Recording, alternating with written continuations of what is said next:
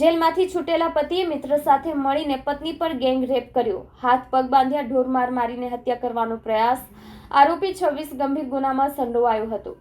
માહિતી અનુસાર શુક્રવાર 25 જુલાઈ 2025ના રોજ સવારે આશરે 6 વાગ્યે પતિ અને તેના મિત્ર મહેશે ફરિયાદી મહિલાને તેના ઘર બહારથી ઊંચકી લીધી હતી અને તેને દીનદયાળ નગર રૂમ નંબર 40 પર લઈ ગયા. અહીં બંને નરાધમે મહિલાની મરજી વિરુદ્ધ વારાફરતી બળાત્કાર ગુજાર્યો. આટલેથી જ તેમની ક્રૂરતા અટકી ન હતી. મહિલાની જીવથી મારી નાખવાના ઈરાદે નળિયા વડે તેના માથાના ભાગે આડેધડ ઘા માર્યા, જેના કારણે મહિલા ગંભીર રીતે ઇજાગ્રસ્ત થઈ હતી. સામૂહિક બળાત્કાર અને માથામાં ગંભીર ઇજાઓ પહોંચાડ્યા બાદ પણ આરોપીઓને સંતોષ ન થયો. પતિએ કચ્યો ઉર્ફે વિજય અને અપ્પાને બોલાવ્યા હતા. આ ચારેય આરોપીઓ મહિલાને એક રિક્ષામાં બેસાડીને તાપી નદીના કિનારે પાણીની ટાંકી પાસે લઈ ગયા.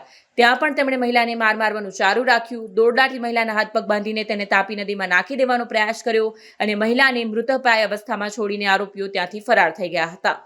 ગંભીર રીતે ઇજાગ્રસ્ત થયેલ મહિલાને તાત્કાલિક સારવાર હેઠળ ખસેડવામાં આવી હતી. ભાનમાં આવ્યા બાદ તેણે કાપોદ્રા પોલીસ મથકમાં સમગ્ર ઘટના અંગે ફરિયાદ નોંધાવી હતી. આ ગુનાની ગંભીરતાને ધ્યાનમાં લઈને સુરત પોલીસે તાત્કાલિક કાર્યવાહી હાથ ધરી હતી. કાપોદ્રા પોલીસે સર્વેલન્સ ટીમ સહિતની અલગ અલગ ટીમો બનાવી આરોપીઓના સંભવિત લોકેશન મેળવ્યા. સર્વેલન્સ ટીમે ગુનાને અંજામ આપનાર ચારેય આરોપીને ગણતરીની જ કલાકોમાં શોધી કાઢી તેમની ધરપકડ કરી લીધી હતી.